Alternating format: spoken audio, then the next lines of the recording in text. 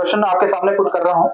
आपका क्वेश्चन है, कोई विद्युत बल्ब यदि कोई विद्युत बल्ब यदि 220 वाट के जनित्र से संयोजित है, कोई विद्युत बल्ब यदि 220 वाट के जनित्र से संयोजित है, यदि बल्ब से 0.20 एम्पियर विद्युत धारा प्रभावित होती है, यदि बल्ब से 0.20 एम्पियर विद्युत धारा प्रभावित होती है तो बल्ब की शक्ति क्या होगी? आपने इसकी शक्ति बतानी है। An electric bulb to a 220 watt generator, if current is 0.20 ampere, then what will be the power of bulb? आपने बल्ब की पावर बतानी है। छोटा सा फॉर्मूला है, बाकी आपकी कैलकुलेशन है कि मैथ्स कितना आपका फास्ट है, उसके ऊपर काफी निर्भर करेगा। इसमें सब 40 सेकंड दे देना।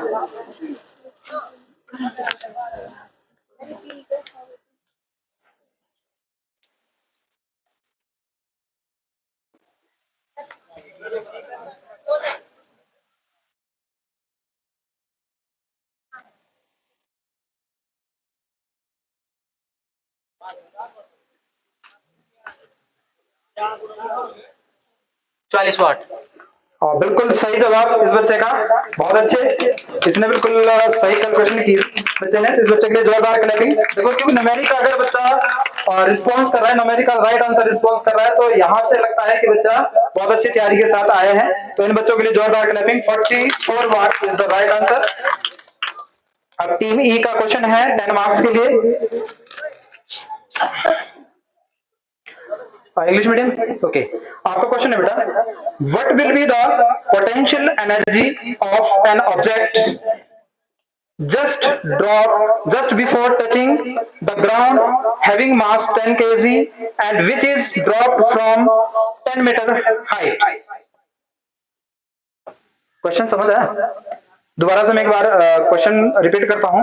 What will be the potential energy of an object just before touching the ground having mass 10 kg and which is dropped from 10 meter height? Hindi में, यदि 10 किलोग्राम द्रव्यमान की एक वस्तु को 10 मीटर की ऊंचाई से गिराया जाए तो जमीन को छूने से ठीक पहले इसकी स्थितिज ऊर्जा क्या होगी? Time start. 980 joule. 980 joule. Zero zero pass. 980 980 joule. Let us see. 20 pass. 0 joule. 0 absolutely 0 joule is the right answer and 5 bonus marks to team D। आपने देखा ना 0 क्यों होगा? 0 जूल होगा क्योंकि इसमें बात क्या की गई है, कैसे निकाला बताएंगे बेटा? सर क्या फॉर्मूला लगाया? मैंने प्रीवियस उससे देखा था। कहाँ से? प्रीवियस क्विज में आया था ये क्वेश्चन। प्रीवियस क्विज में आया था? चलो कोई बात नहीं, आपने ध्यान से देखा, रिस्पॉन्स सही किया तो ये बहुत बड़ी बात है। बिल्कुल इसमें फॉर्मूला है ना mgh, तो जस्ट टचिंग द ग्राउंड। हाँ तो आपने क्या हाइट, इसमें ग्राउंड को टच करा तो हाइट 0 हो जाएगी, h की वैल्यू 0 हो गई तो क्या हो गया? सारा 0। चलो आप थे सही था, थोड़ा सा कैलकुलेशन में मिस्टेक करके 0 से मल्टीप्लाई कर दिया था ना, तो सारा okay. 5 bonus marks to team D. अब डी का अपना क्वेश्चन है 10 मार्क्स के लिए।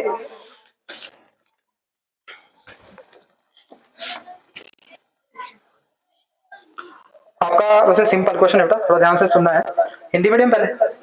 इंग्लिश है? ओके। आपका क्वेश्चन है, the displacement covered by an object in unit time is known as what?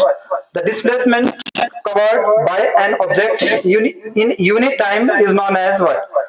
किसी वस्तु द्वारा एकांक समय में तय किया गया विस्थापन क्या कहलाता है? वो आपको बताना है। Uniform motion. Uniform motion.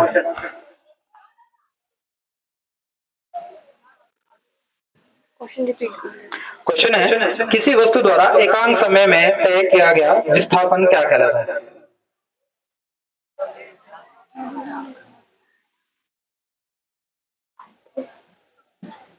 पास पास पास चाल चाल बल बल वेलोसिटी वेलोसिटी पर क्वेश्चन सर क्वेश्चन है displacement covered by an object in unit time is known as speed speed नहीं है। वेग किसका आंसर था? वेग वेग था इधर से किसी का आंसर किसने दिया था? वेग त्वरण था सर वेलोसिटी किसने दिया? Velocity yes velocity is the right answer क्योंकि जो डिस्प्लेसमेंट है ये लिंक्ड है आपका किसके साथ? डिस्प्लेसमेंट जो वेलोसिटी अपॉन टाइम ओके और जो आपका sorry velocity equal displacement upon time और जो चार है दैट इज दूरी बटा समय। ये ध्यान रखना है कि जो वेग डिस्प्लेसमेंट के साथ।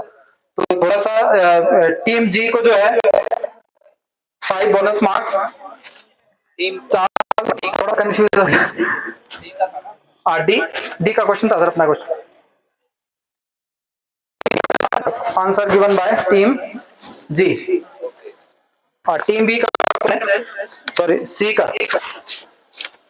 आपके लिए न्यूमेरिक है बेटा थोड़ा इसको कैलकुलेशन तरफ आप ध्यान दें। आपका क्वेश्चन है हिंदी मीडियम में ओके 0.50 मीटर फोकस दूरी वाले किसी उत्तल लेंस की क्या होंगी? 0.50 मीटर फोकस दूरी वाले किसी उत्तल लेंस की क्षमता क्या होगी? उत्तल सर हाँ जी उत्तल लेंस ओके इंग्लिश में what will be the power of convex lens whose focal length is 0.50 metre sir 0.25 centimetre 0.25 centimetre metre 2 centimetre. Question है कि 0.50 मीटर फोकस दूरी वाले किसी उत्तल लेंस की क्षमता क्या होगी? 0.50 dioptre 0.50 dioptre 0.67 dioptre 0.67 dioptre 0.5 dioptre 0.5 0.05 dioptre 0.05 0.0 team C audience में से कोई बता सकता है? 0.50 मीटर फोकस दूरी वाले किसी उत्तल लेंस की क्षमता क्या होगी? क्या फॉर्मूला लगाया तुम लोगों ने? हाँ 1/f तो 1/50 0.50 डेसिमल हटा दो ऊपर 2 जीरो लग जाएंगी 50 100/50 कितना रहेगा? कितना आएगा? हाँ कितना 20 2 dioptre answer should be 2 dioptre क्योंकि यहाँ पे बेटा पावर पूछे ना तो लेंस की पावर पहले ये चीजों ध्यान रखनी है क्विज में। मैंने क्या पूछा? क्षमता। आपको सबसे पहले माइंड में आ कि हमें क्षमता बतानी है तो डायोप्टर आना है। अब सेंटीमीटर ये क्यों लगा रहे हैं सेंटीमीटर? तो वो कैलकुलेशन कोई बड़ी वापस जाना। और टीम बी का क्वेश्चन है 10 मार्क्स टीम बी का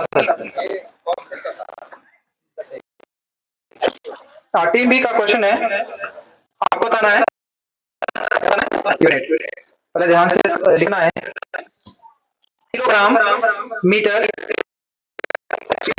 किलोग्राम मीटर प्रति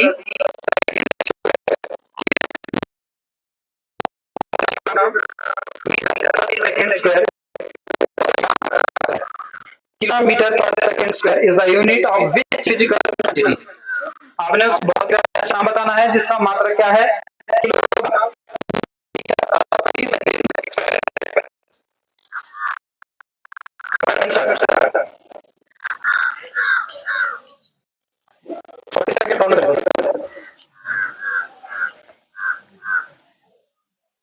बल बल बल हाँ बल इज द आंसर। तो कमर कैसे किया बता दे सर आपके या था चलो अच्छी बात है। तो बल है जो बिल्कुल सही जवाब है। कैसे लगा? आपने कैसे किया था शाबाश।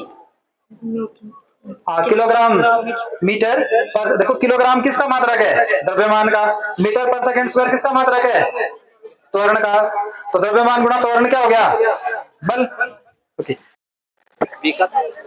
क्वेश्चन बी का था और आइनो ने जवाब दिया। 10 full marks to team B. उसको ये तो ऐसे लिखा हुआ है पहले। क्वेश्चन फिजिक्स,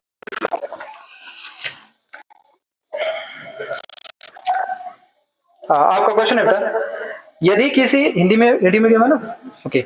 यदि किसी वस्तु के वेग को 5 गुना बढ़ा दिया जाए, यदि किसी वस्तु के वेग को 5 गुना बढ़ा दिया जाए तो वस्तु की गतिज ऊर्जा पर क्या असर पड़ेगा? यदि किसी वस्तु के वेग को 5 गुना बढ़ा दिया जाए तो वस्तु की गतिज ऊर्जा पर क्या असर पड़ेगा? If the velocity of an object is increased 5 times, what will B it's on kinetic energy? Time start now.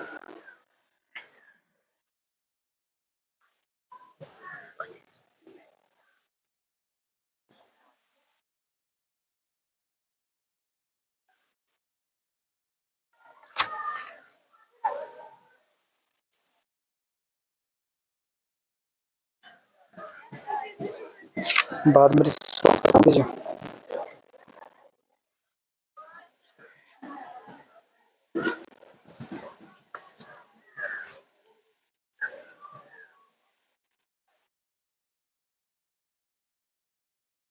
Pass pass to team H. Question है, यदि किसी वस्तु के वेग को 5 गुना बढ़ा दिया जाए तो वस्तु की गतिज ऊर्जा पर क्या असर पड़ेगा? तो आधी हो जाएगी। आधी नहीं, sir kinetic energy will increase. कितनी इंक्रीज होंगी तो बताना। Increase but how much? 50 गुना बढ़ जाएगी। 50 गुना। 50 गुना बढ़ जाएगी। 50 गुना। 2 गुना बढ़ जाएगी। 2 गुना। 2 गुना बढ़ जाएगी। कितनी? बढ़ तो जाएंगी, चलो ये क्लियर हो गया, बट हाउ मच? सर 50 गुना। 2 गुना। हाँ, ऑडियंस में से 25 गुना बढ़ जाएगा। 25 गुना। कैसे?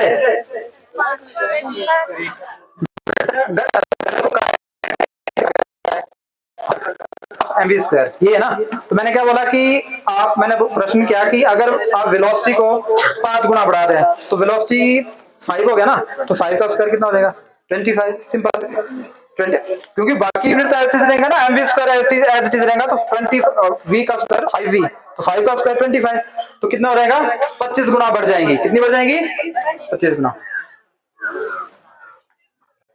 तो ये राउंड हमारा यहीं समाप्त होता है। तो मैं जब तक कंपाइलेशन होगी, तो मैं वैसे से रिक्वेस्ट करूंगा कि वो उसको करें प्लीज।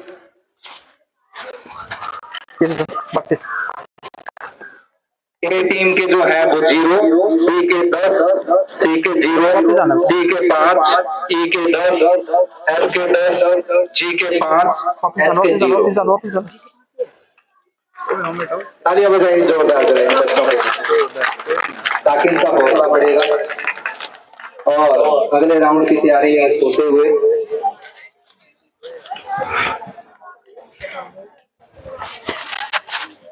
धन्यवाद सर। चलो कोई बात नहीं। तो हमारी अभी इस राउंड पहला राउंड समाप्त होने पर हमारी जो लीडिंग टीम है वो team B, team E and team F with 10 marks. Marks है 10 मार्क्स। और सेकंड के लिए जो फाइट कर रही है टीम डी और टीम जी विद 5 मार्क्स। के लिए क्लैपिंग तो होनी चाहिए, क्योंकि इतना तो आप कर सकते हैं ना यहाँ बैठ के, आगे बैठ के। तो हमारा फिजिक्स राउंड यहीं समाप्त होता है। अगला राउंड कौन सा पता खेलना चाहेंगे? फिजिक्स, केमिस्ट्री या बायोलॉजी? बायो। ओके, चलो बायो स्टार्ट है। वैसे बायो आई थिंक आसान ही होगी, क्योंकि हम नॉन मेडिकल हो आते हैं, तो बायो में ज्यादा डीप नहीं घुसते ना घुसा जाता है, क्योंकि पता है कि उतने स्ट्रॉन्ग कॉन्सेप्ट होते नहीं है। तो बायोलॉजी तो हम थोड़ा सा लीनियंट ही रखते हैं, थोड़ा इजी रखते हैं। तो ये हमारा राउंड जो है टीम ए से स्टार्ट होगा anti clockwise.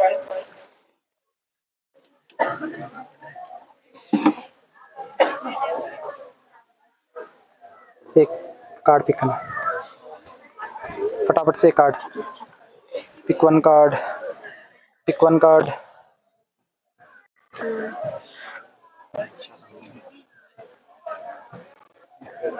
Pick one card. Okay,